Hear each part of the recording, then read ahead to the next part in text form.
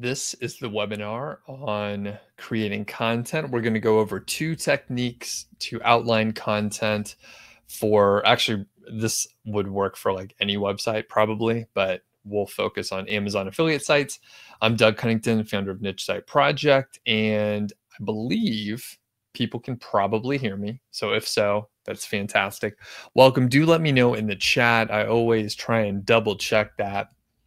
Mainly because once I did a webinar, actually this happened a couple times, a webinar, and I talked for like 30 or 40 minutes, and like sometimes people like didn't show up at all, and I just kept talking, or maybe it was a wrong URL. Anyway, sometimes this audio stuff doesn't work. All right, Paul says sound is good, thank you. So now at least I'm not talking to myself or Georgie who's sitting at my feet.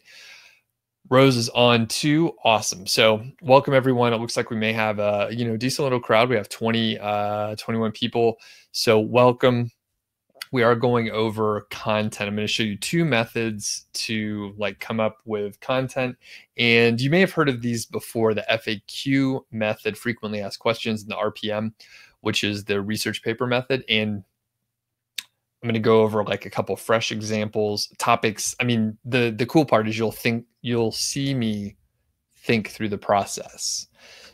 We have Matt, I'll just say, Kat, Jay, and S. Fantastic.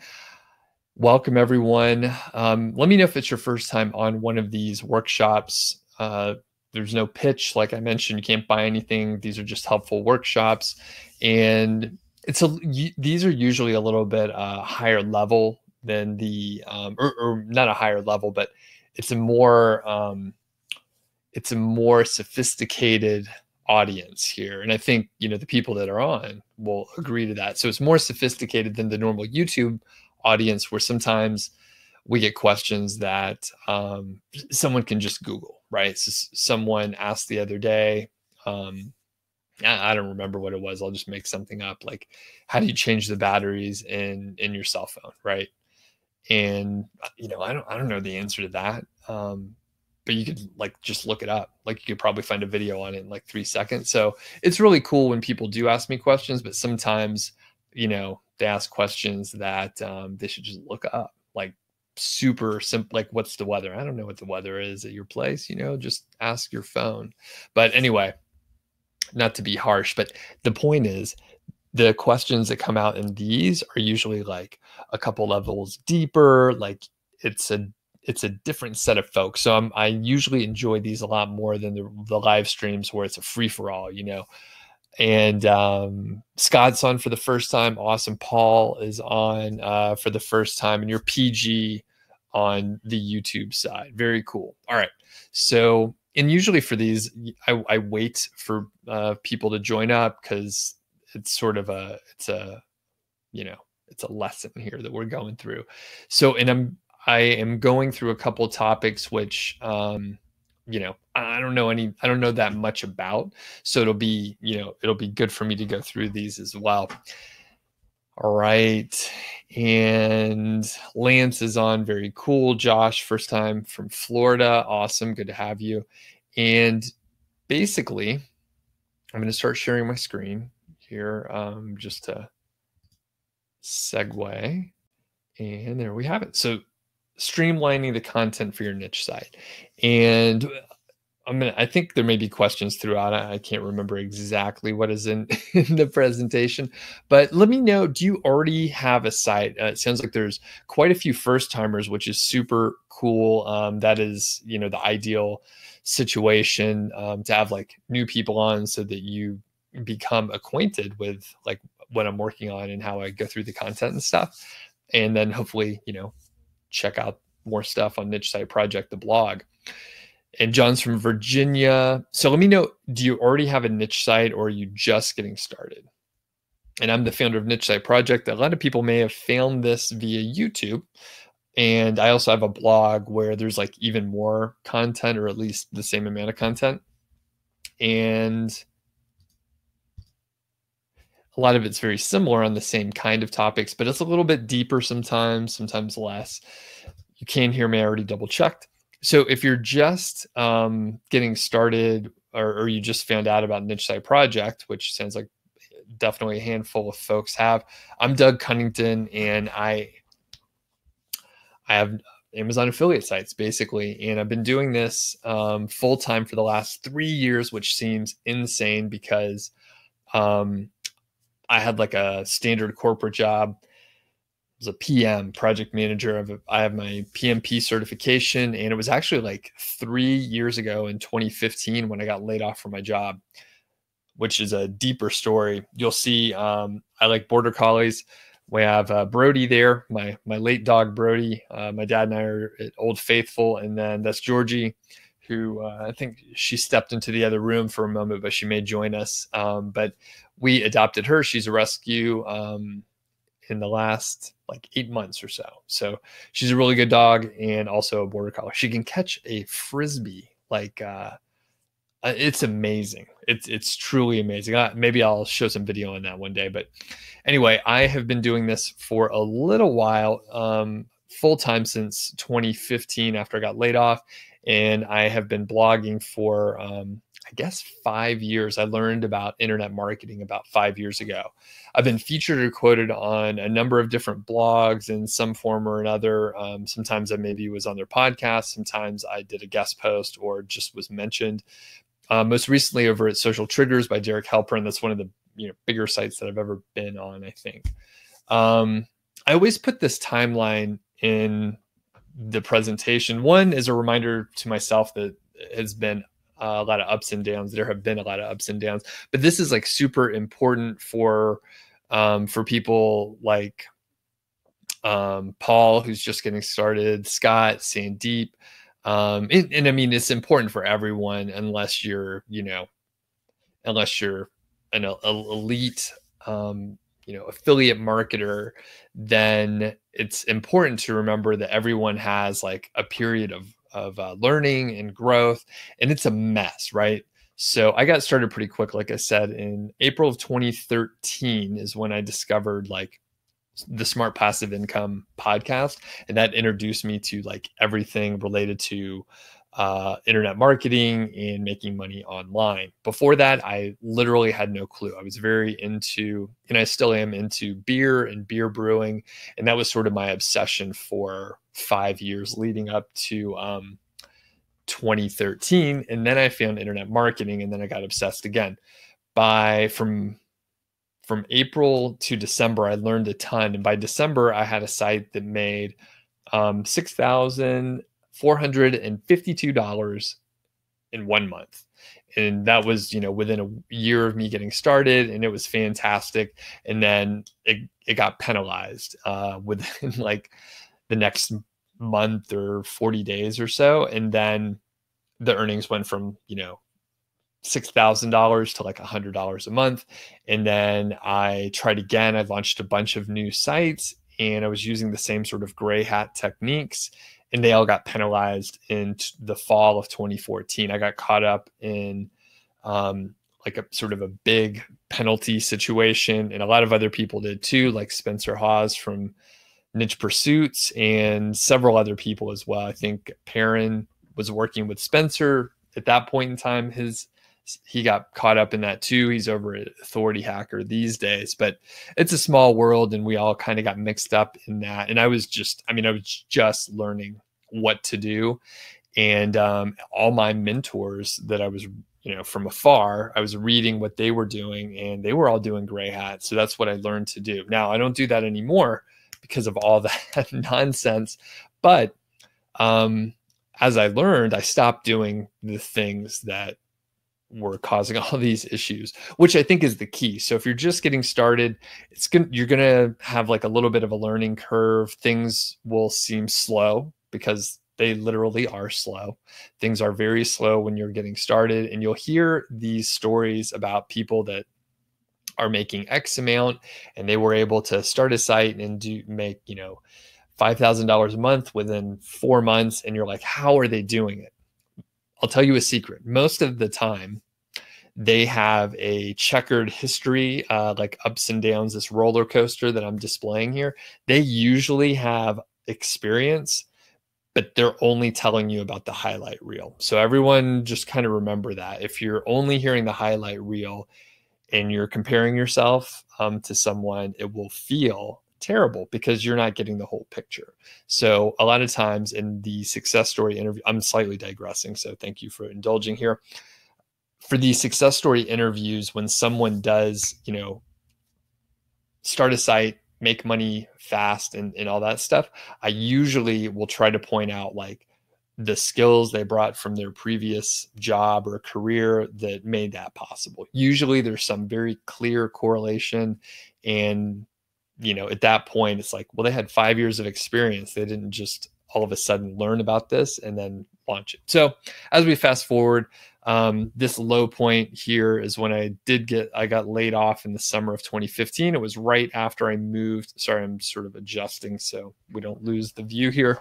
Of summer of 2015, I got laid off right after a move, and I moved to Bozeman, Montana, where there are way fewer jobs. So I was like, I'm going to give this, side project a full-time effort. And I launched sites. I did well, making, more as I scaled up to try and replace my old full-time income. And then sort of the apex, or at least the most recent, is the summer of 2017, just a year ago, sold a niche site for $235,000, which still sounds really crazy to say out loud, but yeah, that happened. So quick reminder, Q&A is at the end. We do have quite a few people on today, which is great. Welcome, everyone. And since a lot of people just joined, if you haven't mentioned, if it's your first time on or you're just getting started with niche sites, do let me know. It helps me sort of like tailor the presentation so that it'll help everyone like the maximum amount.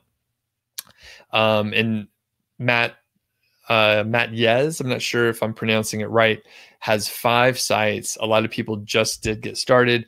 And feel free to mention where you're from too. Always cool to see like where everyone's from. And I forgot to say that earlier. So let me know where you're from. Also, feel free to have a little discussion in the chat.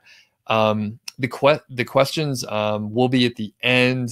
If you do have them while you're watching, while you're watching and we're not at the end yet, you could type them in, but it may be hard for me to follow if there's a lot of chatter going on. Okay, so we're going over these two different methods to outline content. So before we get into it, why niche sites? So it's one of my like recommendations, even though I know it's funny. Some people are so polarized.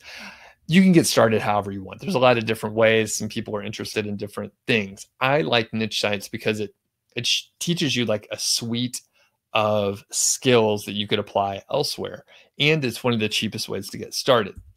So overall, you could learn about SEO, right? Which is a huge skill to have no matter where your path takes you. You can learn about setting up a website, WordPress and themes and that sort of thing. You can learn about hosting and domains and further setting up websites, and just generally how to work with content and write, which of course is the topic for today. And the thing is, any one of those areas could become like a full-time job for you.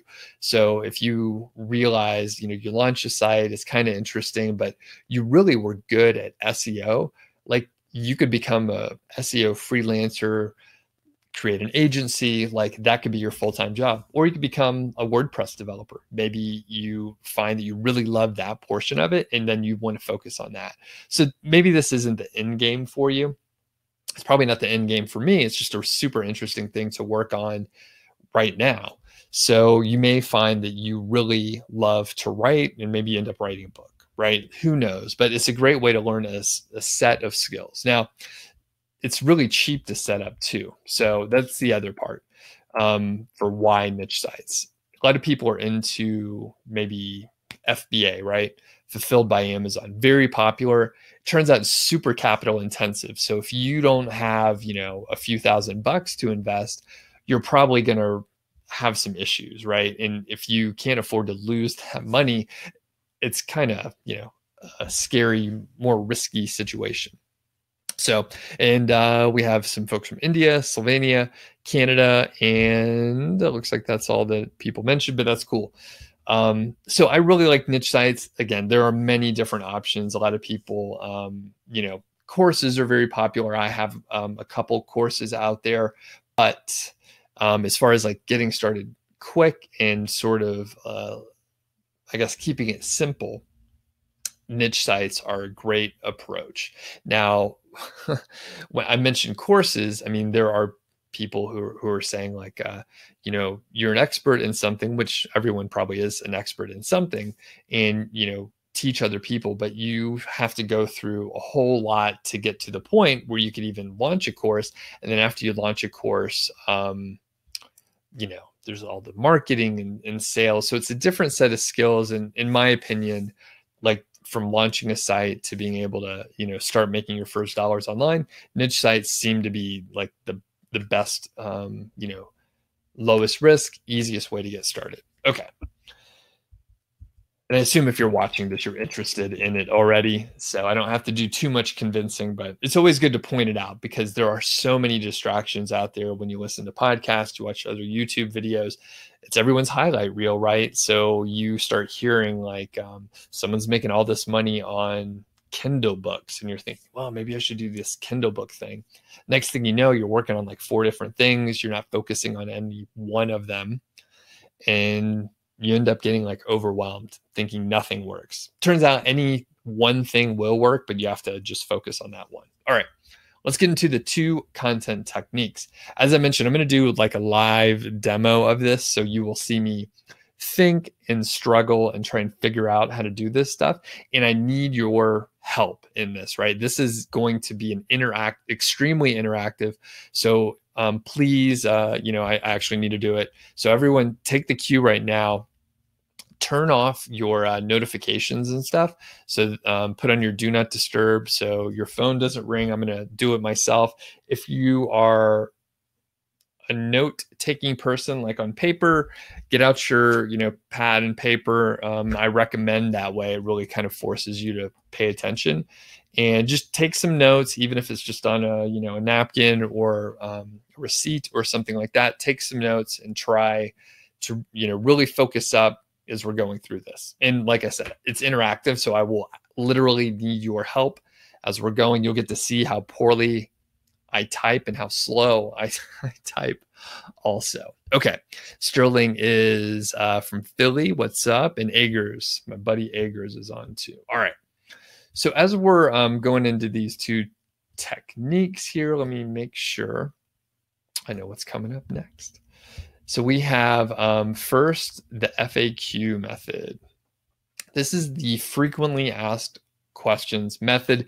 It's, deceivingly simple, but just ridiculously effective. And I think Agers, you mentioned to me just the other day that the FAQ method worked really well. If you wanted to share in the chat, that would be really cool. So people have like a frame of reference of how well that works. And then we have Duke has 3 sites. Paul's from Greece. Rose is from London. Zach in Thailand. All right, great. And Josh from North Carolina. Agers is mentioning that the FAQ method works like gold. All right.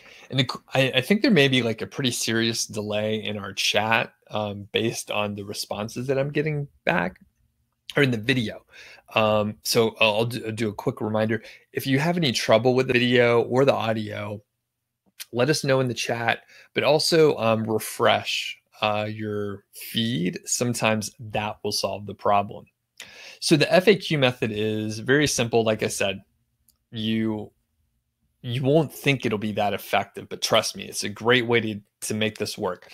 So you write questions and then you answer them. It's a 2-step, very simple 2-step process. And it's like, it works fantastically. It works great if you don't know anything about the niche because you're coming in with like a beginner's mind and you're able to ask questions that someone just learning about it will have. So for this one, we're going to do how to podcast. And you'll see I have some microphones right in front of me. I'm just using one at a time, but My wife and I are starting a podcast, so we've been studying this sort of thing. We kind of know the basics, and I think we're actually going to launch in the next couple of weeks. It's called Survive the 9 to 5, but I digress. Maybe I'll talk about it later. Really, what we're going to get into is how to do this FAQ method. So how to podcast. And this is where I need your help. Josh and Agers and Duke and Paul and Rose, Zach, Sterling, everyone, Kozo and Kat, Mark, Scott. I'm trying to get everyone, Sandeep, Marcus, Patrick, and I'm probably repeating names, Scott, Paul, Josh. Yeah, I'm definitely repeating them. What questions do you think people would have if they were just starting a podcast? And this is how you set it up right here. Pick your word processor of choice. I use Google Docs just because I have everything in Google. Title it, how to podcast. And then you just start asking questions that you may have. You don't worry about whether or not these are good questions. Don't worry if they don't make sense. Don't worry about the order of how you're doing this. Just write questions. You could figure all this out later. Okay. What is a podcast? Very good. And then what's the best USB? Like I said, I'm a poor typer. Don't even worry about that. What is the best USB mic? And then recording software. All right, I'm going to try and expand this chat a little bit so I could see. These are great questions, and you'll see very quickly. I'm going to change this over to numbers so we can see. So don't worry. This is a brainstorming process. We're just trying to get ideas out of our heads. How to record a podcast. How much does it cost?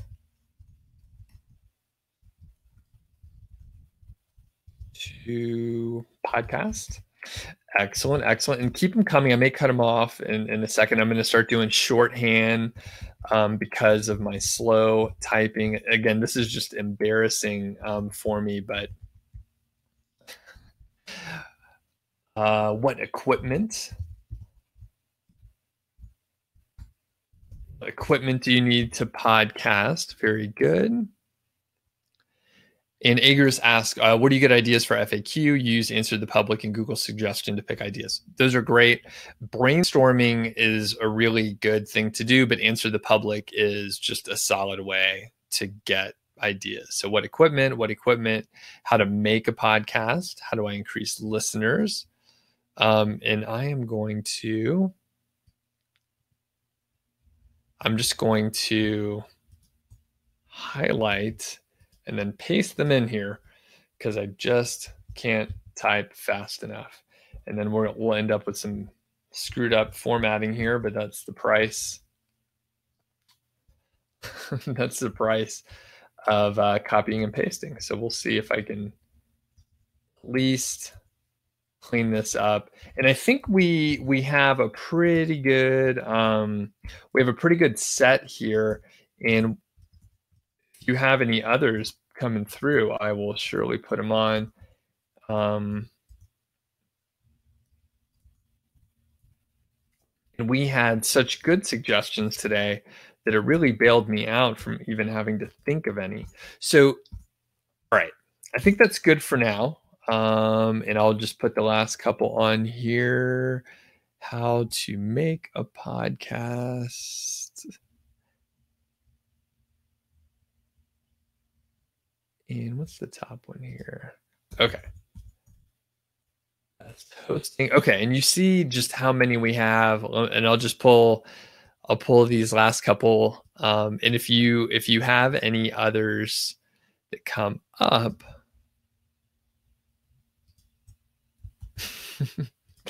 this is a really good set. As I mentioned, if other people suggest after we've moved on from this point, I'm not intentionally ignoring you. I just think we have enough.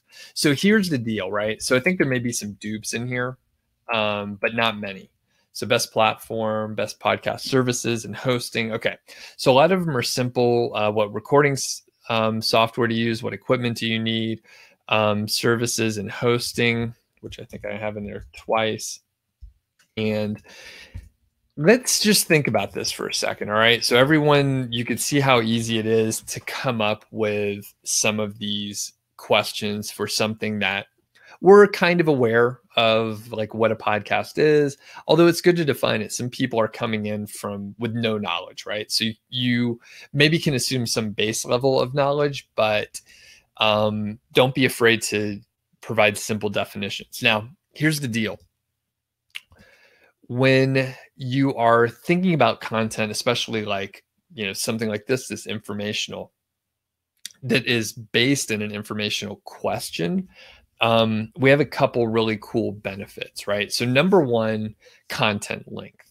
Let's say, for example, you just provide a short answer to these questions that is 100 words long each. Even at that point, you are at 1,800 words. And my assumption is you could probably write an intro that would be another 100 words. So you're really close to 2,000 words, even with very short answers.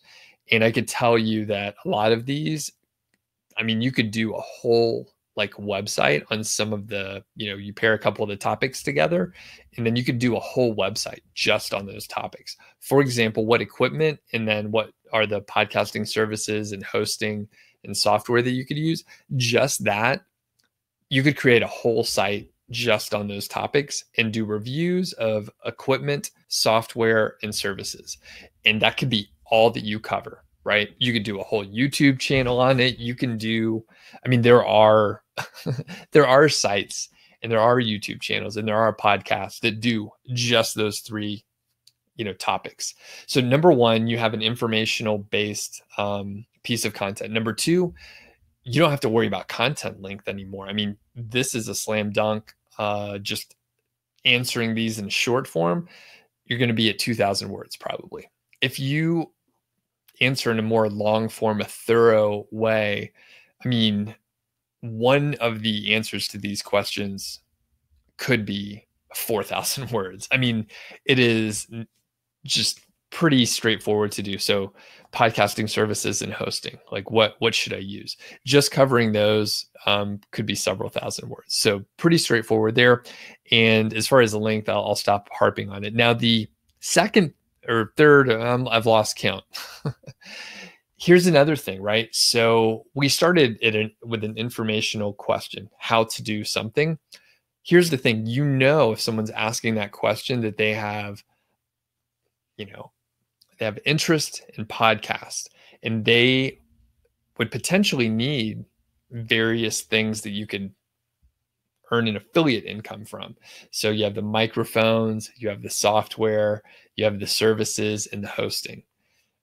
Basically, you can add your affiliate links to any one of these questions in a non-pushy way, in a helpful way, and it would be great, right? It would be great to do that. So for example, like even this one, how do you host a podcast for free, right? Free is in there. You probably can't get a commission off the bat. However, you could say, well, you could sign up for a free trial with one of these services, but actually we recommend you don't try and host a podcast for free because, you'll have to show ads, or there's some form of payment that you are doing, and it just happens to not be money. All right. So this is super cool as far as like coming up with content ideas. Now, Zach is telling us how he's used this, and this is going to be one of my recommendations.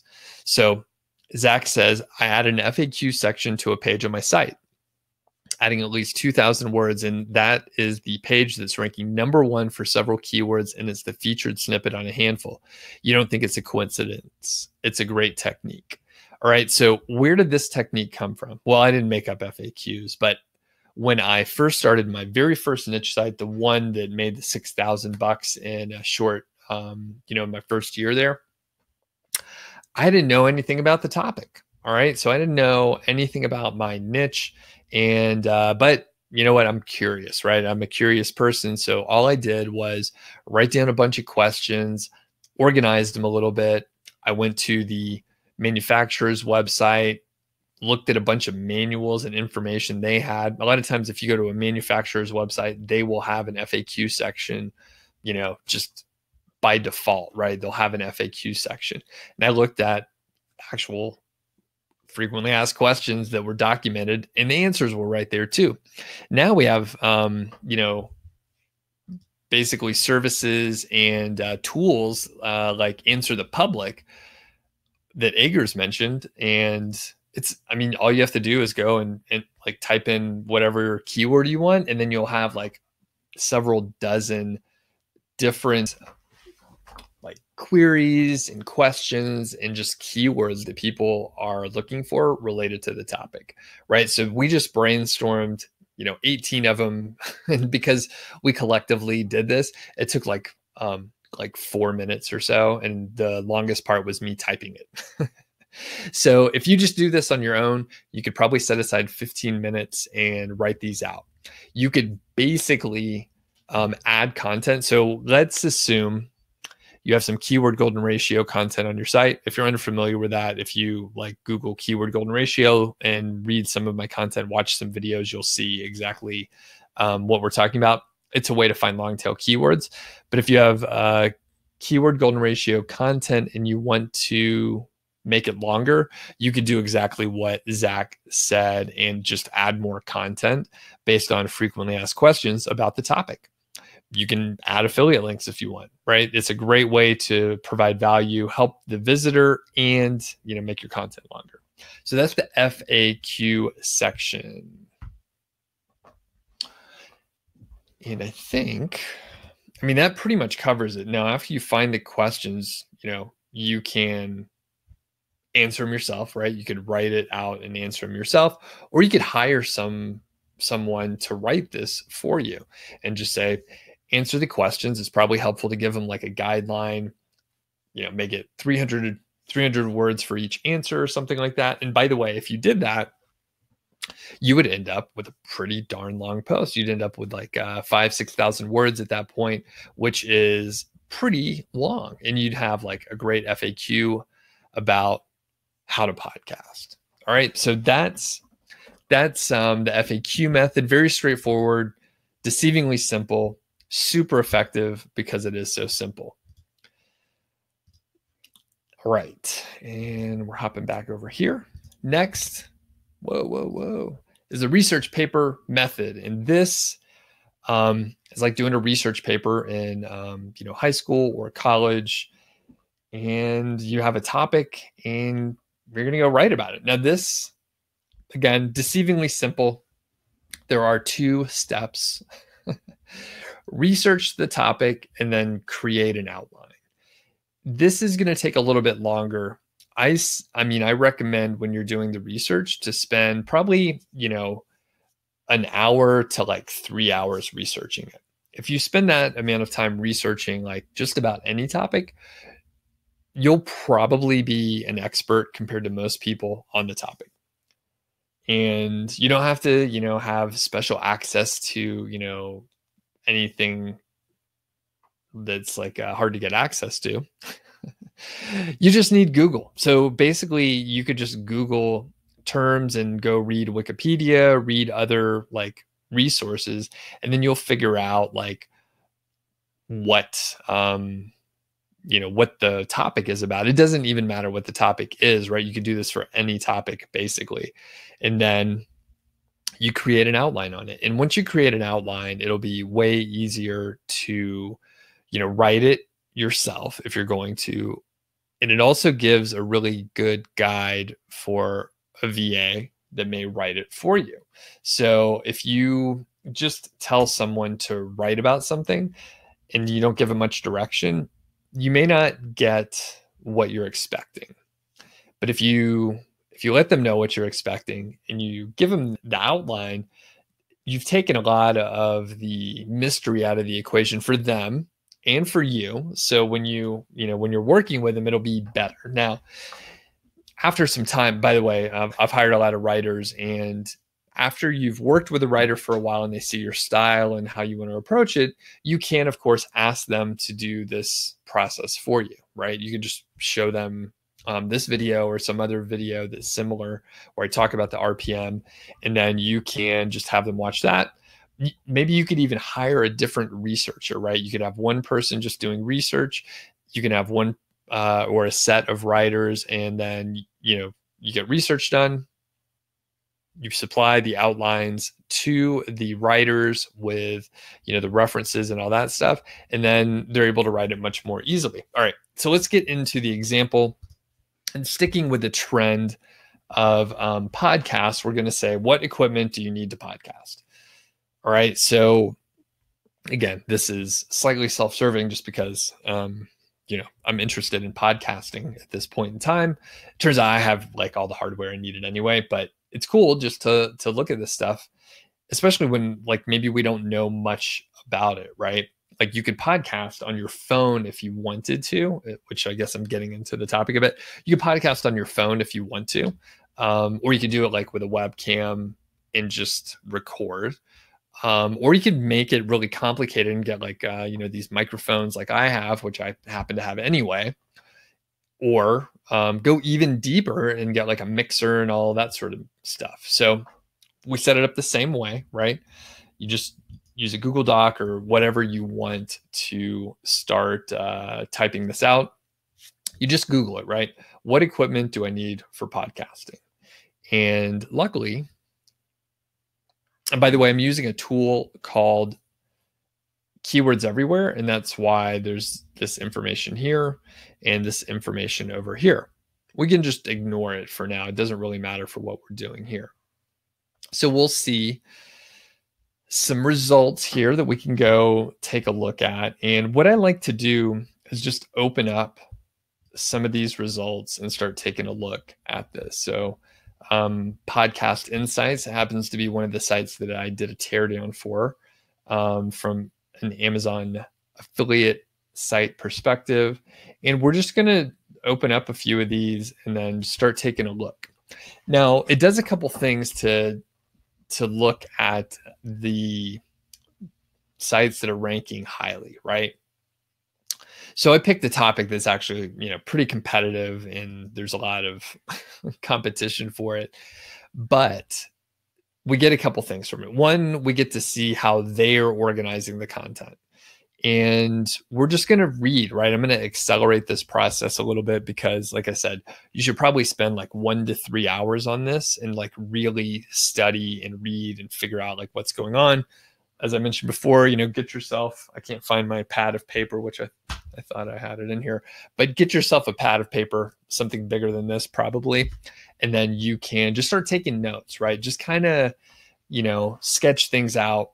So as you're developing an understanding. So we'll go to the entrepreneur 10 tech items that you'll need to start a podcast. So, and we'll just skim again. I'm going to try and make this faster than the 1 to 3 hours. So you need a microphone. They mention an ADR 2100, which I actually have one right here on my desk. It's a nice one. It's small, right? I could just plug it into USB, and it also has an XLR output. So if I'm using something else for some reason, like if I had like a mixer, I could plug it into there, or just if I shouldn't have taken that out, I'll just throw it on the bed. You need headphones, probably, a pop filter, which I actually have one here. A boom, which necessarily it doesn't say you don't have to have one, a Skype account, recording and editing software, an IAD3 editor, okay, a hosting account, design software, and a vanity URL. Okay, so some of these are not really like equipment, but it's like maybe some stuff that you need to have. Okay, so this is a short one, and we could tell 10 tech items that you'll need. Okay, so we have some understanding. Now we end up at Podcast Insights, which, like I said, I did a teardown for this. So if you go to my YouTube channel and you just look for or search for Podcast Insights, you should be able to see the teardown I did for this site. Next, as we're scrolling down, again, we're just going to see sort of how they organize it. And this is much better, right? This is it. This is the reason why this ranks number one. Now, Entrepreneur has the rich snippet because people like lists of 10. Those are fun. But this is far more helpful. And it also helps us organize like how this is set up, right? It gives us an understanding of how it's set up. So we see the list of podcasting gear. They have computer, mic, audio interface, a mixer, pop filter, headphones, headphone amplifier, mic stand, shock mount, cables, acoustic treatment, which I don't have. Any acoustic treatment, although the carpet in here helps in case people are interested. Then podcast hosting. And then they talk about mobile gear. So there's obviously a huge range of products. And again, I mean, Podcast Insights is one of those sites where they cover all sorts of, podcast information, equipment, hosting, other services. When I was looking for an editing service for podcast Insights was ranked like number one, I think, or pretty high up there. And they just had, an aggregated list of editing services. So again, we're just trying to get an understanding. And because they've listed it out in the table of contents here, we don't have to go too deep, but we'll just take a look at the computer and microphone section. So you can see it's not very long, right? They could probably make this way longer, but they are actually just sort of aggregating some of their other guides. So this link goes to the laptop suggestions, and they have a page that's best music production laptops. And then they have desktop computers, right? So they're just really pointing us to other places on the site. And then for microphones, they do have some recommendations, but they also point us to like USB mics, microphones with an XLR output, and so on. So they give us some specific recommendations, but they also are pointing us to other places. So that is aside from the content, of course, but it's just to give us an idea. Like, they don't actually describe everything here. They're just sort of organizing things a bit. Okay. And I think that is probably the case for the whole rest of their equipment that they're talking about. Next, we're going to go to this other site, OS training, which I'm not even 100% sure. It sounds like operating system training, but maybe they were just trying to rank for something. So they're talking podcasting equipment for beginners. They're telling us, they're breaking it down a little bit differently. So they're talking about 2 recording options, choosing a microphone, and they have multiple, the entry level, standard, and high end microphones. They're talking about a mixer, which, isn't necessarily required, a digital recorder if you want one, cables, and so on. All right. And they don't mention, they're sticking specifically to equipment here. They're not really getting into the production and editing yet, although they're mentioning those in the other parts of this. Okay, again, we're just doing research. So I'm accelerating the process, skimming, not even actually reading these things. But when you do this, go read the stuff, like go understand like what's going on. Maybe take a look at the comments. If there are comments in some of the resources that you're looking for, and then it'll give you an idea of like common questions that people have. So this is a great one. So what is the minimum equipment I need to start a podcast?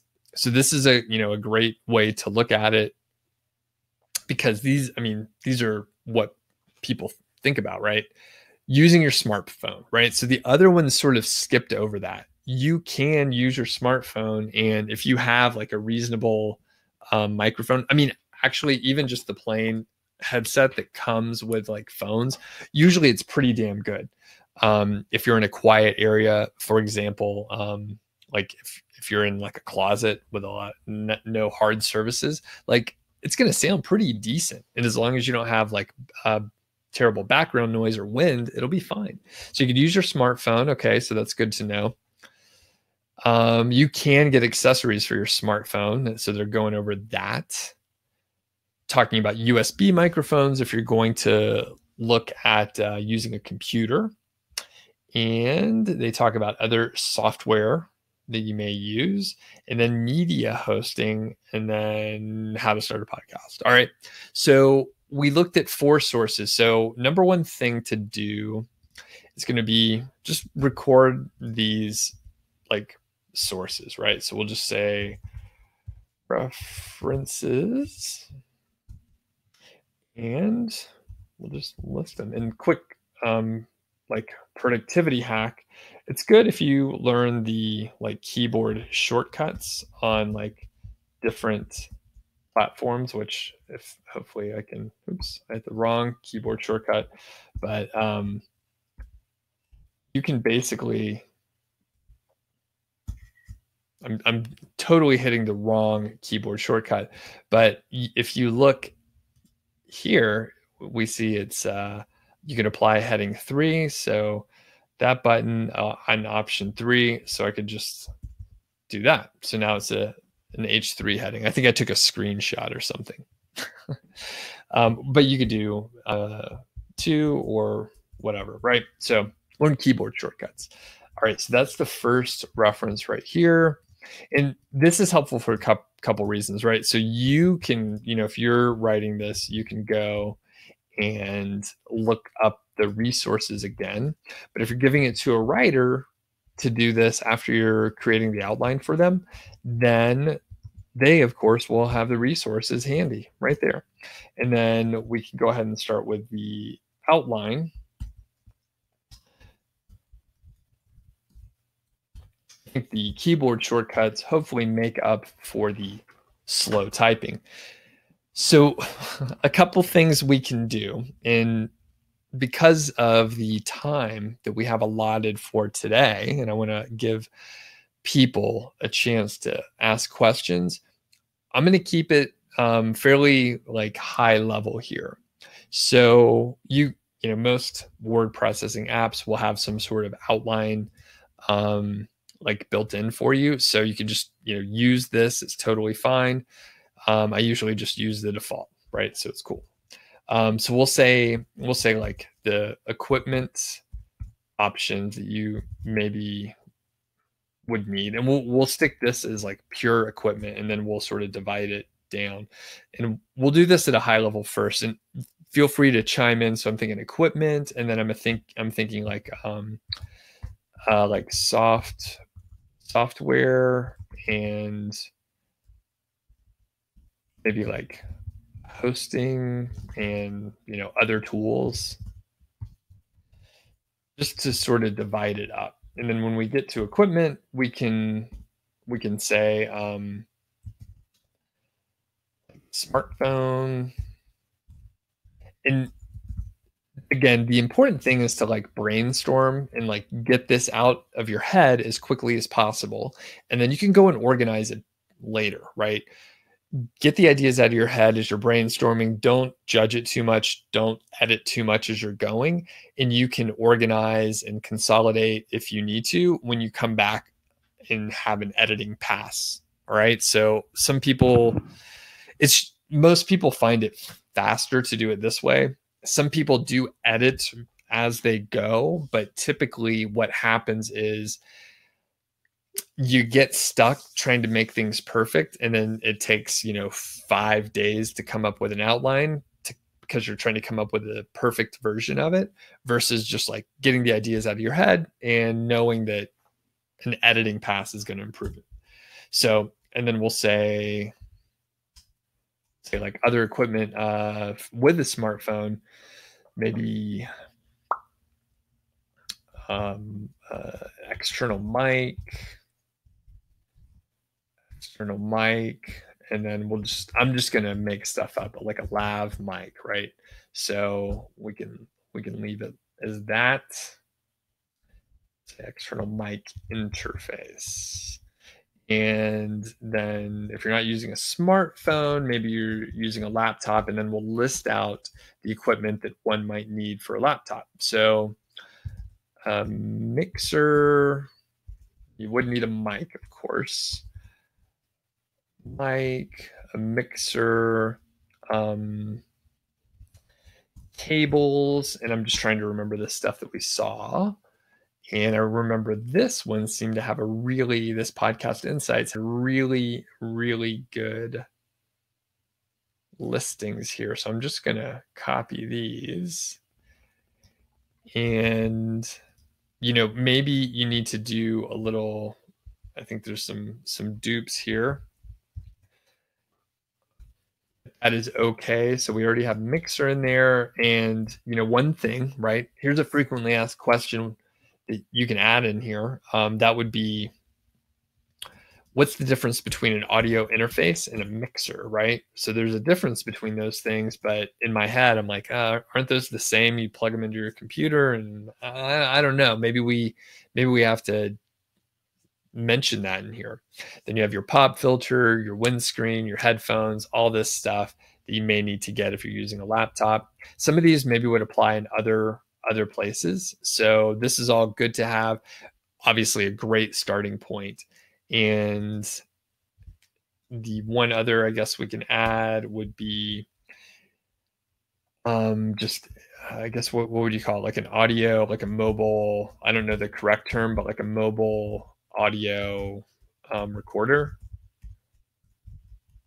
which would be, I'm not sure what else to add there. I mean, you would still need a mic and other stuff, but this would be like the Zoom H1 or whatever. Okay, so this is interesting. Software, something to edit. It may be like Audacity. Happens to be one that I know of, and actually let's list it out proper, right?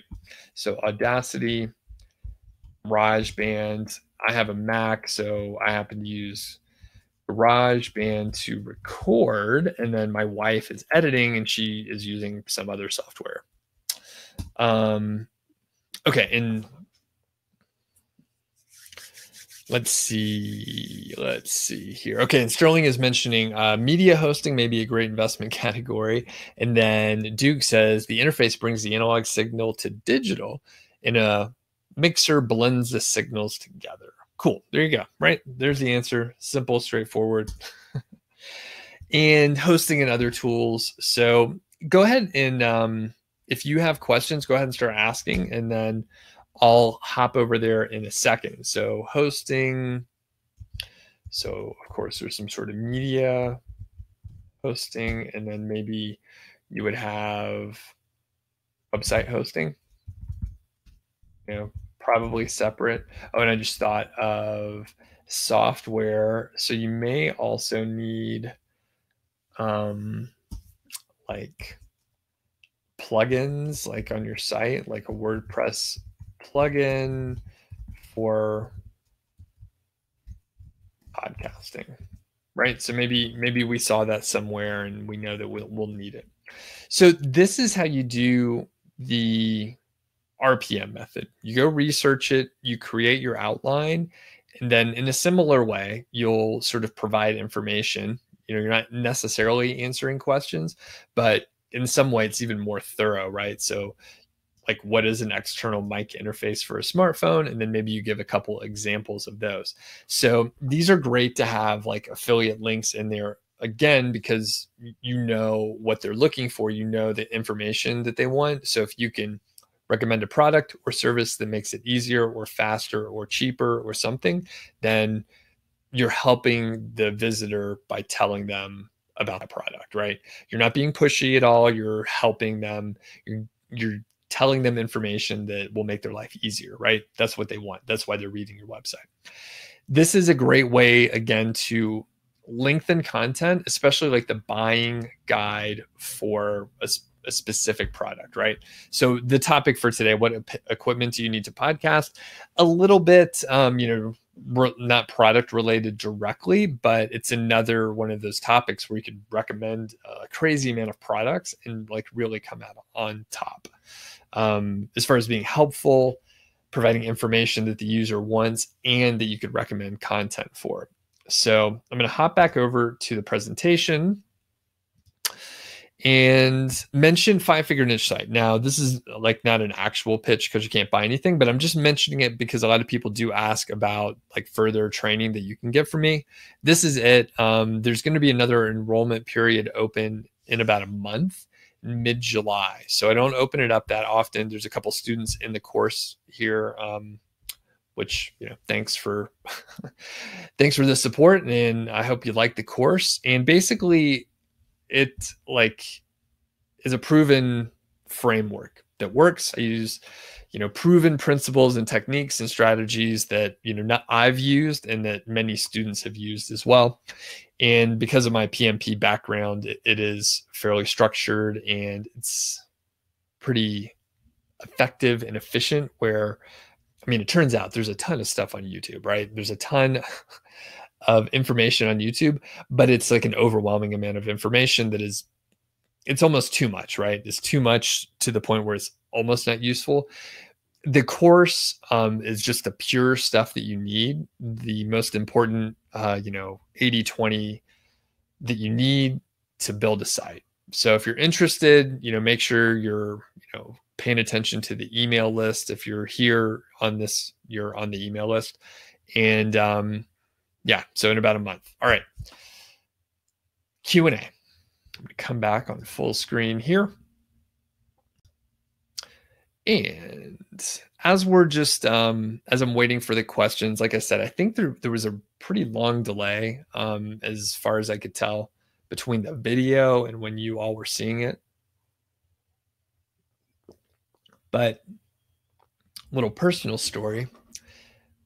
A few people may remember that I had some flooding issues in my crawl space. I live in Bozeman, Montana, and you know, we have a small crawl space. The house is only like 5 years old or so. We just moved here like a couple years ago, and there's vapor barrier here, right? So they actually, it's well insulated. It gets very cold here. We're bordering Canada in Montana here. So it's very cold in the winter.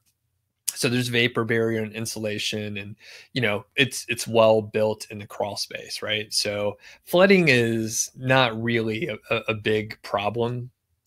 It's actually dry here in the summer. And again, feel free to ask questions. I'm just burning time here. But the thing is, we have a sump pump down there because there is some moisture that passes through occasionally. And we actually had an extremely snowy, like record snowfall winter. So there was a crazy amount of snow. And when it melted, it melted fast. And then we kept getting more snow after that. So our ground was saturated. There was a ton of water, and a lot of people, especially like these few houses that are around me, we had a flooding in our crawl space. The reason why I'm telling you this is the other topic that I was going to talk about is potentially like sump pumps and like flooding and, you know, stuff to take care of those issues, because I think we've had like 4 pumps in there this year. So we had a pump, the original pump, and it died, right? At some point in time, they last like 4 or 5 years, something like that. So it died. I had to replace it. And then the next pump died like pretty quickly after that. And then the next pump, it also died after that, right? So these were 1/2 horsepower pumps. And then I replaced it with a 3/4 horsepower to hopefully like not overwork it.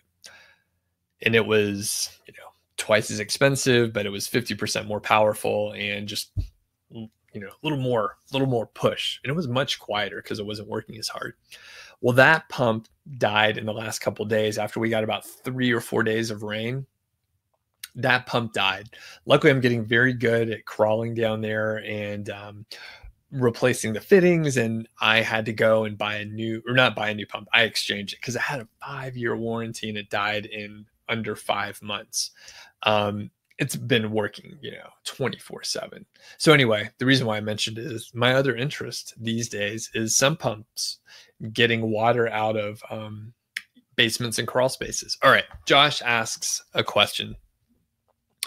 To do your research for the post, do you suggest using the top 10 sites and using their sub headlines as a guide to build out your own outline? Generally, yes.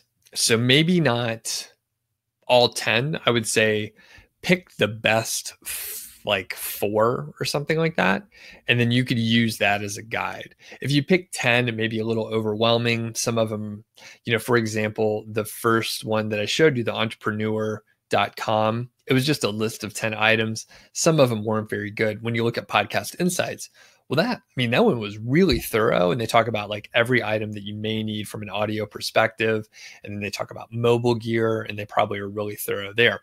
So I would say pick the best 2 to 4 and then use that as a guide. All right. You don't want to like make a decision by committee if the committee's too big. All right. You probably don't want to do that anyway, but just in general, you'll be in good shape. All right. Lance says you use some of the auto suggestion keywords from Google for potential H2 headings for a post. Great suggestion. Yes. Zach says, would you research and link to the sites that are competitive niche sites or stick to the authoritative reference sites for external links?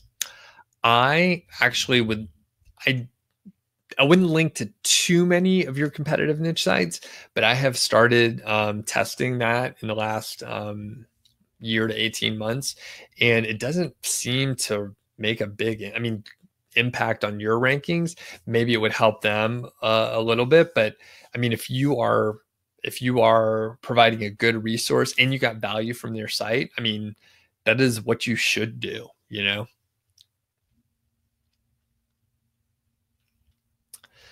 Okay. And then VJith says, if possible, at the end, go through the new Google algorithm update. It came out 2 days and it's going to affect the KGR, you think? Hey, I don't know anything about it. I'm a little bit behind on those updates, but if you, maybe I'll check it out. So basically, I don't know, so I won't talk about it. But I will have a look, and if it impacts the KGR, well, obviously that'll affect me a little bit. Josh says, what do you feel is a good number of affiliate links in one post? So you should really look at it as the number of affiliate links per like the number of words. And generally, I would say less is more. So I usually try and keep it to like 1 affiliate link for every 250 words or so. And it's not a hard rule, but just generally, if you stick to that, it's probably better than if you put a whole bunch of links. Yep. And Vijith, I'm not sure how to say your name with the J there, but hopefully I'm not mispronouncing it. Yeah, I could have a look. The Google updates do come around every once in a while, but a lot of times there's just a lot of speculation around it, and it's hard to tell like what's going on. For example, there was an update in May, and there was also like an issue with the Yoast SEO plugin a little bit before that, but people blamed the Yoast SEO plugin, and no one really knew what was going on because 2 things happened at once. So I usually don't speculate stuff. I usually just share information based on case studies or things that I know. Although, always good to stay on top of that sort of thing. And I'll just see if I could look anything up in the short term here. So any other questions? I know we covered, hopefully I covered it thoroughly, but people, do let me know if you have, if you use these techniques and they work out well. I think it's a great way to, especially if you haven't done much writing online, it's like, where do you start? Like, what do you do? How can you do research and make sure you're not like plagiarizing people and stuff like that? And if you take a lot of sources like this, then that is generally a good thing. All right. Any other questions? If not, I'm gonna jet. Paul says, can these methods work within authority sites? Yeah, they can. And I will, like, Paul, I remember you mentioned you were first time on, you're newer to the, this sort of stuff. Basically, an authority site and a niche site are the same thing, depending on who you're talking to, but you're talking to me. So in my opinion, like, it's just a branding thing. So authority sites sound better, but I mean, I'm stuck with my niche site project branding, so I stick with niche site. But they're affiliate sites, and I mean, if someone looked at my sites, they'd probably say that they were authority sites. So it depends on how a person defines authority site. Some people say it depends on how much content you have, or how long the content is, or the quality, or whatever, right? So basically, these methods can work for anything, even if you're not working on any sort of affiliate site. If you just have like a site where you're trying to deliver value, like, these techniques would work as well. Kozo says, and I don't, I'll just call you Kozo. You say, you're probably that I'm not a fan of expired domains, but how do you know if an expired domain has been penalized? So all you have to do, that's super easy. All you have to do is go to register the domain with the webmaster tools, like the Search Console, and then you'll see if there's a penalty. If you're talking about figuring out beforehand, there are probably ways that you can go, get an idea if the site has been penalized. I don't think they're foolproof. I don't use those. And here's the deal. If you want to get a domain that has history, I would advise you don't use an expired domain, like buy a domain from an auction or buy an existing site. So if you want to try and do that, I would say stay away from expired domains at this point. I mean, if it's hard to find an expired domain that's like clean nowadays. Josh is asking about the keyword golden ratio for subheadings, or just more brain dumping for the subheads. The context of what you're talking about, I'm not quite sure, but if you're using the keyword golden ratio, then the keyword golden ratio should be the title of the post that you're working on, and that content should be pretty tightly related to that keyword phrase. As far as putting KGRs in subheadings, I mean, you could try that, but it's not necessary. Like, if you're published, I mean, you could try it, but I'm not sure what'll happen, right? If you have the KGR article and then you have that same KGR keyword phrase in another article as a subheading, potentially, right, you can rank the one that you don't want to rank higher than the one that you're intending on ranking. So you would have to watch that, right? So there's not a right or wrong way. It could be a great way to approach it. However, you would have to go in and use the results that you are getting from Google to figure out how to adjust. That's what I'm trying to say.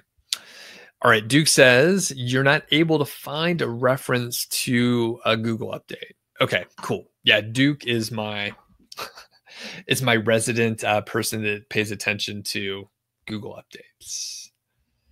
Okay, and Zach too.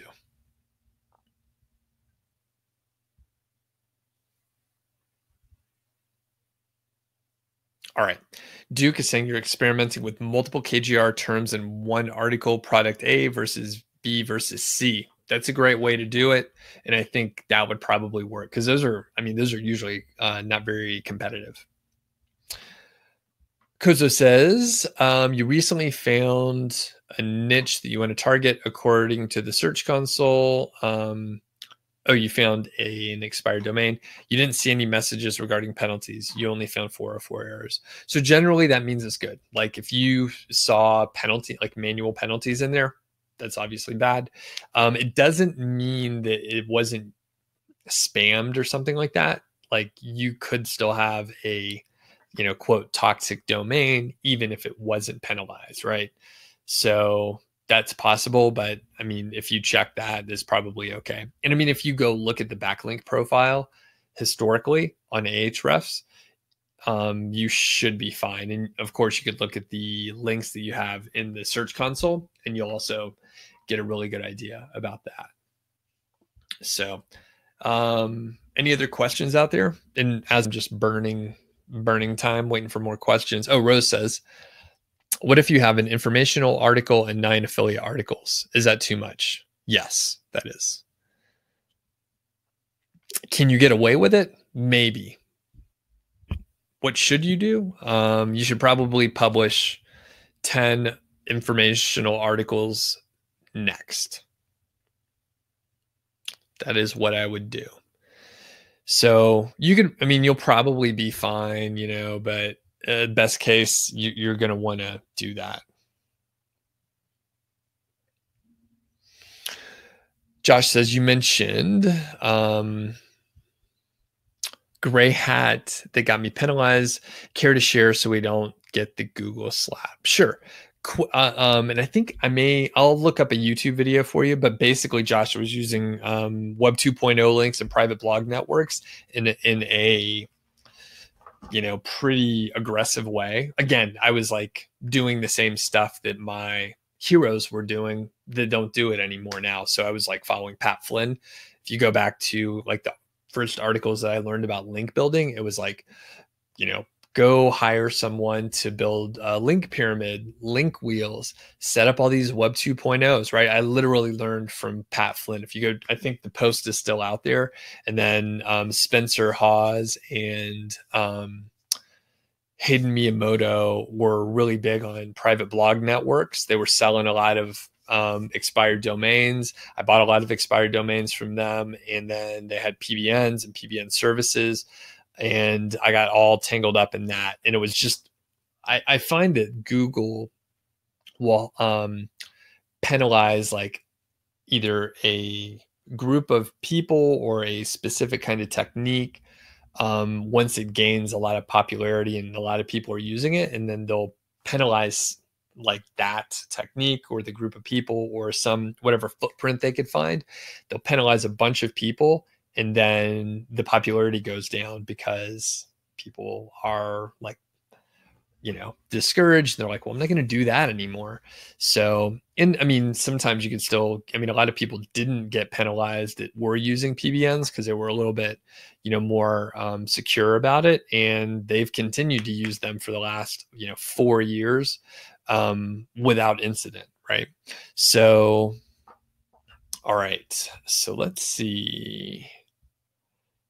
I'll try to actually, if you, Josh, if you go to my YouTube channel and search for like my information on like PBNs and private blog networks, you'll probably find something to that effect. Zach says you hired 10 new Upwork writers. Yeah, I think you lost your mind. That is a lot. That's a lot to work with, but you know, you're not, you didn't go from 0 to 10. So I think you should be all right. But I mean, you know, you'll get a few of them that are not going to work out. Okay. Rose is going to add more info content. Yep, for sure. Josh says you got invited to comment for comment website that seems kind of sketch. You earn points, which you turn into links for more comments. Yeah. I mean, I would say if you feel like it's sketchy, then it probably is. So you could probably ignore it.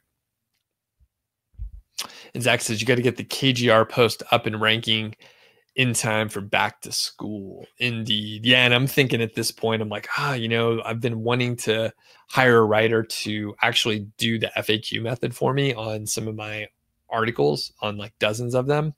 And I'm like, if I can do it now, it'll really help for the retail season. Because sometimes, you know, you make changes and it's going to take a while for it to work.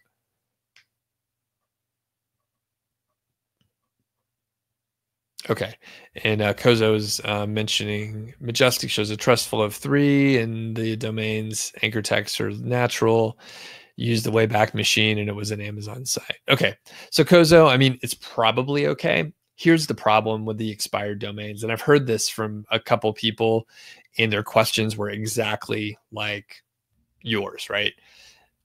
It doesn't always happen, right? Two things may happen, right? Or actually there's three. One, it'll just act like a brand new domain, right? It'll just be normal and you'll be in the sandbox for 6 months. All right. So that's possible. The other thing that may happen is you start publishing stuff and then you skip the sandbox, and it's fantastic because there's a couple links out there. I mean, you say there's a trustful of 3 and a citation of 11.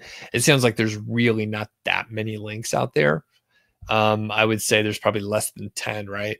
Is that right? 10 referring domains or less. And then I think that's a really low possibility that you're going to like skip the sandbox. The other thing that may happen, which is kind of unlikely but possible, and this is the one that I've heard of, you'll work on this expired domain for a while and you won't get it to rank. There's no penalty. You didn't see any spam, right? Everything seems fine, but you go and you work on the site for 6 months and nothing happens when you get out of the sandbox, and you're stuck perpetually in the sandbox.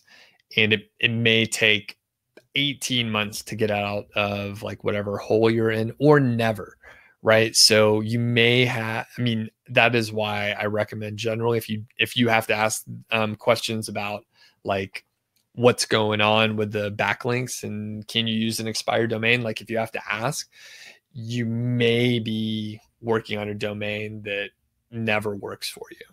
All right. So that is the risk. If you buy a domain from an auction, from a site that's never been expired, that's a much better approach. It's much more expensive though. All right. Lance says, for the newbies here, your site is 3 months old. You got 2 posts to number 1, 1 post to number 2, and you got 2 commissions this week. Congratulations. You haven't done any backlinks, and Duke is saying congrats also. That's awesome, Lance. I know we've been, going back and forth a little bit. So that's great. Duke says, you tried to use an old domain that you own with a good backlink profile, was a DA36, but with a different niche. It didn't work. You couldn't get traction because of the domain shift of focus. Yeah. And that is, if it's in the niche, that is important. I didn't even ask you about that. And Kozo says, 2 days ago, you published a KJR post and you rank 48, 24 referring domains. The Moz DA is 22, and that makes you nervous. Yeah. Who knows, right? There's a lot of factors that go into play. But yeah, Kozo, worst case scenario, you work on it and then like nothing happens. You can move the content over to a new domain, Is it in the niche? If it's not in the niche, then not really helpful. All right. So any other questions out there? Any other questions? Oh, as I was digressing earlier, my wife edits the podcast that we're working on together, and it sounds pretty good. Like we have good microphones, and we worked on not like talking over each other and make sure there's like a clean separation. So the editing pretty clean, makes me sound way smarter than I am, which is good. And I think we're going to be able to get it out in the next couple weeks. So we want to launch with 3 episodes. And initially I was like, I want to launch with like 10 or 15 or something like that. So people could, binge listen and all that stuff. But then it occurred to me, and this is what I tell people when they're like, oh, I want to start 5 sites all at once. I usually caution people, don't do that. Just start one site, because you're going to make mistakes. And I'm going to make mistakes with the podcast. We will. What you don't want to do is make the same mistake like 5 times in a row and then have to fix it a bunch. Now, we're launching with 3 episodes because we want to at least have a few out there. But my thought is we'll be able to release it. Hopefully we'll be able to get some of my audience to listen to it, some of you folks, right, to listen to it, and then we can get feedback. You can say, Doug sounds too mean when he talks, and he needs to, what I do, I move in my chair and it makes noise. So that sort of thing, I'm going to have to either stand up or like not use this chair that has moving parts. But anyway, my thought is we can put out 3 episodes. We'll get feedback so we can react to it and improve, versus if we did 10 episodes, we'd have 10 episodes that have some sort of issue and we wouldn't have an opportunity to correct until later. Same, I mean, apply this to whatever you're doing. Try not to make the same mistake over and over again. Give yourself a chance to learn from the mistakes. Okay. Sterling says, how much do you think it costs to build a wiki buy? You know what? I'm not even sure what that is. So I don't know if anyone wants to chime in on that. Ager says, I want to create a new Amazon account, but use my partner Amazon panel. Is Amazon going to ban me? Ager says, you heard Amazon is very strict on it. I think what you can do, the right way to do it is to form another business. They're mainly concerned, and they track like the, and this is just my understanding. You can maybe call and ask them about this. All right. I suggest you either, use email support or call them and just ask about the policy. But you could form a new company. And then when you have the new company, you could put in like the tax identification number. And that is like one of the main things they're like concerned about is like tax reporting.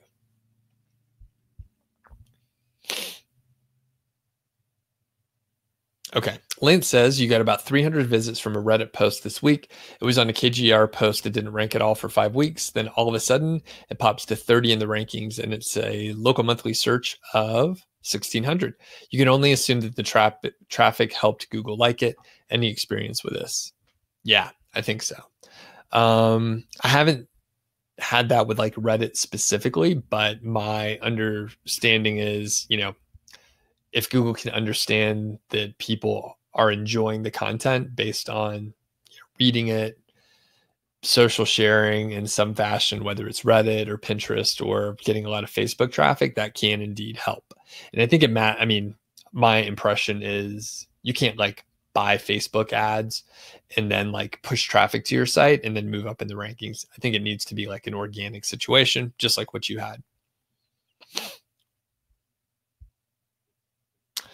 Kozo says, is a lifehack.org backlink powerful?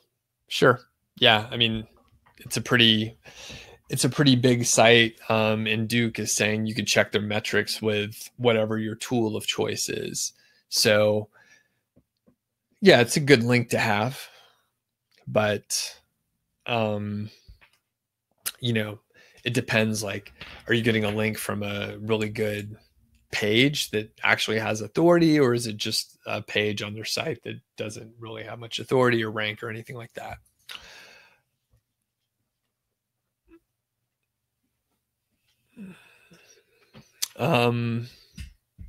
Cool. And yeah, thanks for the feedback, everyone, and the help with answering questions, since I can only know what I know.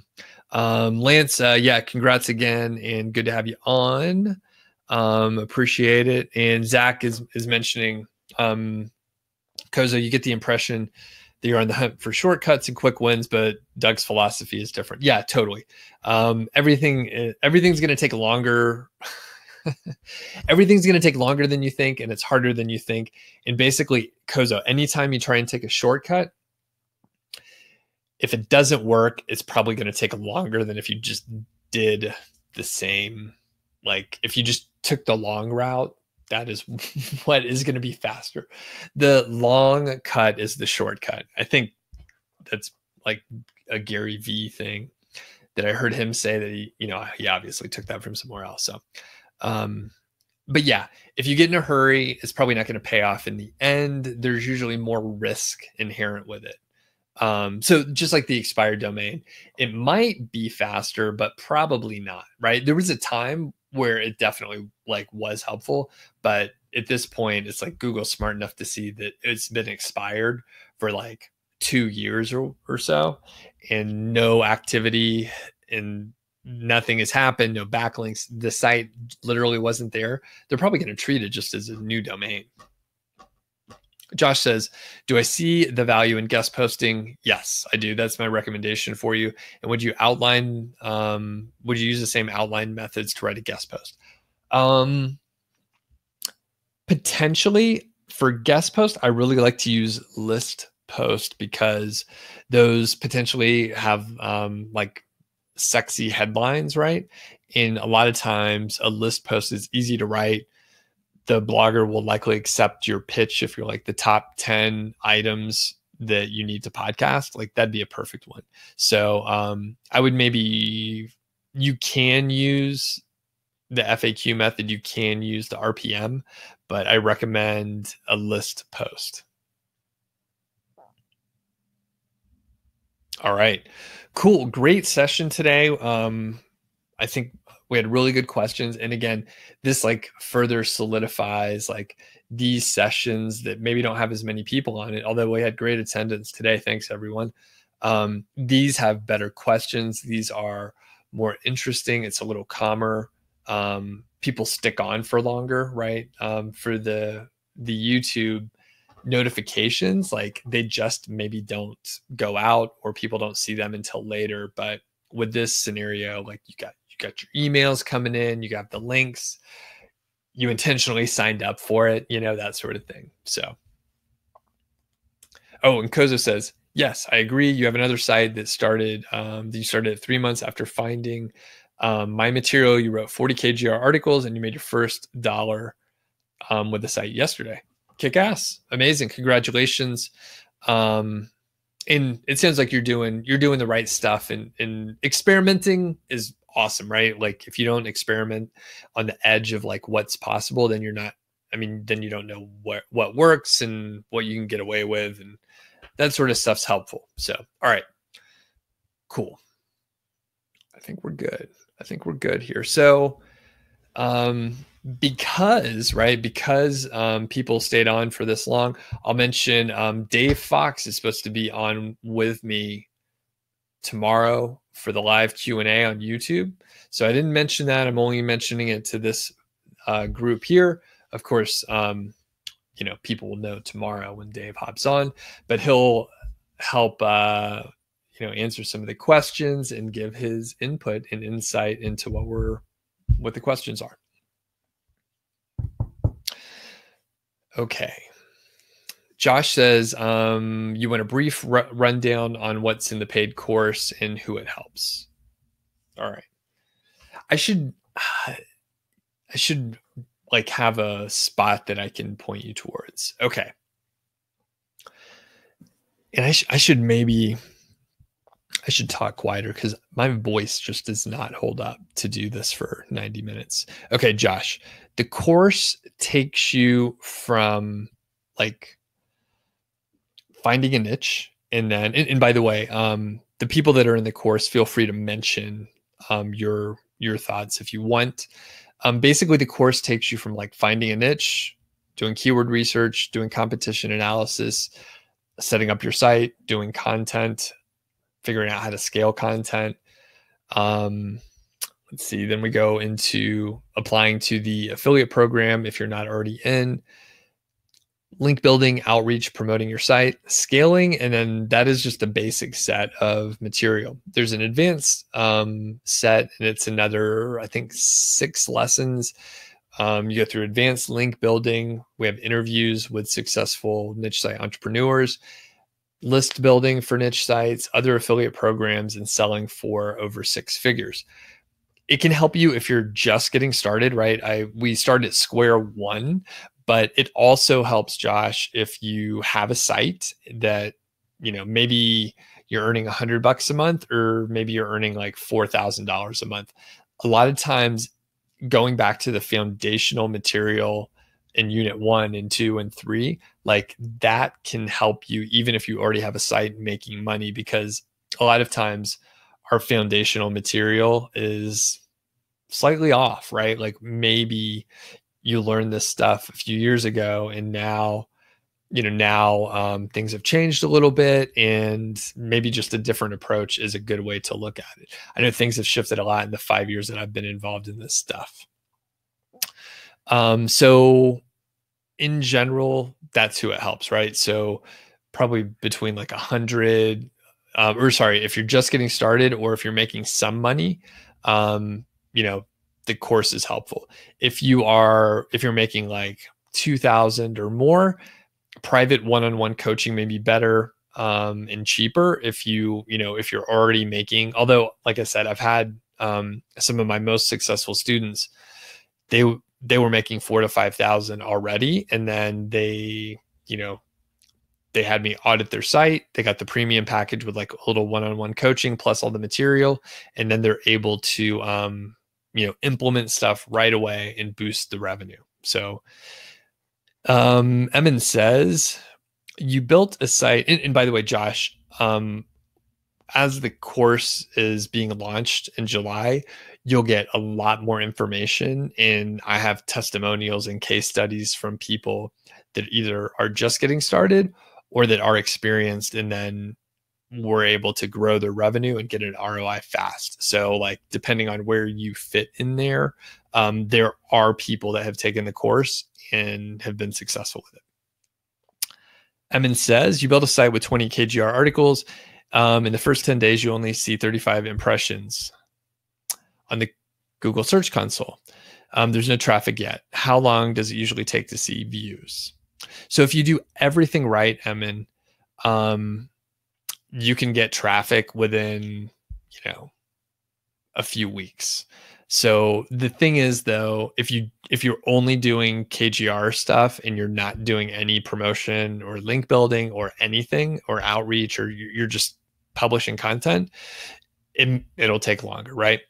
Again, I'm assuming you're doing everything 100% correct, but if maybe 10 days is nothing, by the way, right? So give it 6 weeks, right?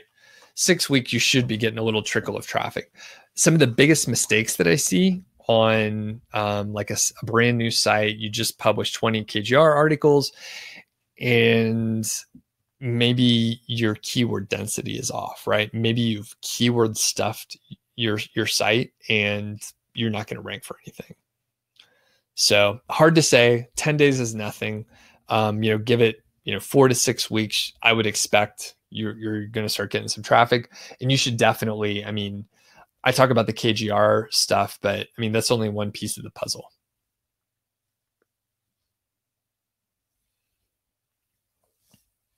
Lance says, Josh, paying for the course gets you a more detailed outline of the steps to take. Most importantly, you get my feedback and help on specific problems. Indeed, that is the biggest thing. Along with my approval that the niche is a good idea.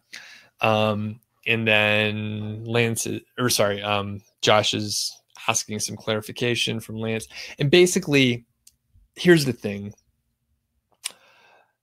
This is a good example with Amin's question, right? So there's so much information on YouTube, just on my channel. And then if you add other people's information as well, there's too much for you to work on. It's literally so much information that it's like, if you have any sort of analysis paralysis, you will stop. You will try and figure out what you're supposed to do. And the interesting thing is, it's more about what you don't do. All the things that I have you ignore because it doesn't matter. Or, I create, because like there's some nuance in everything, right? So I have videos and content where I'm like showing you how to optimize like 1%, which is pretty much a waste of time unless you are at a point where you could optimize for 1%. The course helps you optimize for like the 90% of like activities that you should care about. And then I have you ignore a bunch of stuff, or maybe I said that wrong, but like I have you focus on a handful of things that are really important that get you 90% of the way there. You shouldn't care about the last 10%, if that makes sense. So it's a framework so you can like, what to work on, when to work on it, and to do it in the right order. And Josh, yeah, I think one of the biggest things is like getting support from me. And then I have one VA who helps me for a few hours for like some common questions that I get often. So, okay.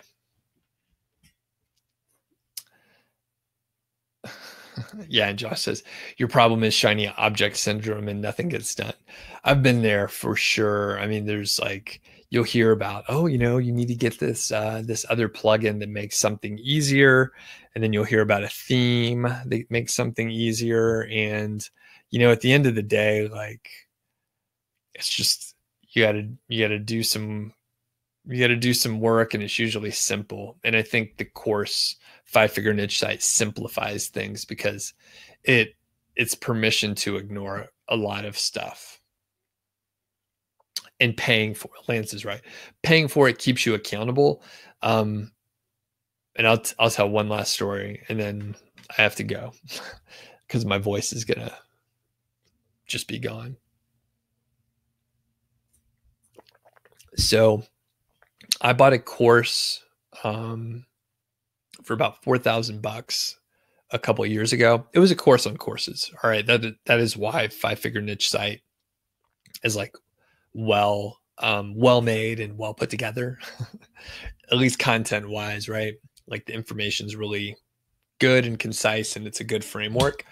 But basically, I knew how to create a course. I had done courses before, but I enrolled in this course that cost like $4,000 because I wanted to get access to the instructor, right? To be able to ask him questions in like these group settings, right? So he had an inner circle kind of situation where it was a group call, and you could show up, once a week for a few weeks. I think it was only like 3 or 4 times, and ask questions. And I showed up to every single one, and I asked a series of questions, right? Like I did every single exercise from the very beginning. Again, I already knew how to create a course. I already had a couple courses out there, but I went through all the assumptions that I had, like in the beginning. I was like, all right, I'll have these assumptions, but I'm going to put them aside. I'm going to put them aside. My phone, Siri, just started like typing all that stuff. So basically, I ended up starting all the work again from like ground zero, and then like did all the research again, did everything over again, and ended up with like a much better understanding of like who my students should be and like how I wanted to approach it. And Zach is asking, was it zero to launch? Actually, it was Seven-Figure Courses by Derek Halpern from Social Triggers, but I think it is roughly the same material. I think it's pretty darn close. And I'm in a few of the I Will Teach You Be Rich courses, and I'm in like their accelerator program, and there's a lot of zero to launch people in there. So it's interesting. Oh, and Zach says you're a ZTL owner and you need to revisit it and put it in practice the right way. See, and that's the thing. It's like I was like, if I'm basically, I was like, if I'm spending $4,000 on this course, I'm going to do every single worksheet. I'm going to read every single thing. And I watched every video and took notes and printed out the worksheets and did all the work. And then I did all the research. I spent time talking to customers and just all the stuff that I thought I already knew. I was like, I'm going to forget that I know it and then just start again. Part of the big thing, and this is totally off topic, but it applies, right? So like I mentioned before, even if you have a site and even if you're making money, going back to the beginning and like brainstorming niches again, brainstorming keywords, like going through the competition analysis all over again will potentially expose areas that you missed the first time around. And if you already have a site, for example, you can like make changes right away and get an ROI like in a month. It's insane how fast you can like make the changes happen if you already have a site going. Now, if you don't, of course, we're taking you from ground zero. And the thing is with Zach, for my research that I did for Seven-Figure Courses, it helped me understand how to write the like sales material better, right? So I'm getting deep into the weeds here, but like because I understood the customers and potential students better, I was able to write the course in the right way to present the right material when a person needed it, and then also be able to, I guess, tell the potential student like what's in the course in the right way. So anyway, yeah, if you do go back to ZTL, I know like some of the stuff, it's like, I kind of understand it already. Like if you go through it, like it probably, even if you only get one thing out of it, probably helpful. So, all right, cool. I'm going to get out of here. Thanks everyone. And don't forget about the live stream tomorrow. Dave Fox will be on as long as we don't have any connectivity issues, and should be fun to have him on. So we'll see you tomorrow. See ya.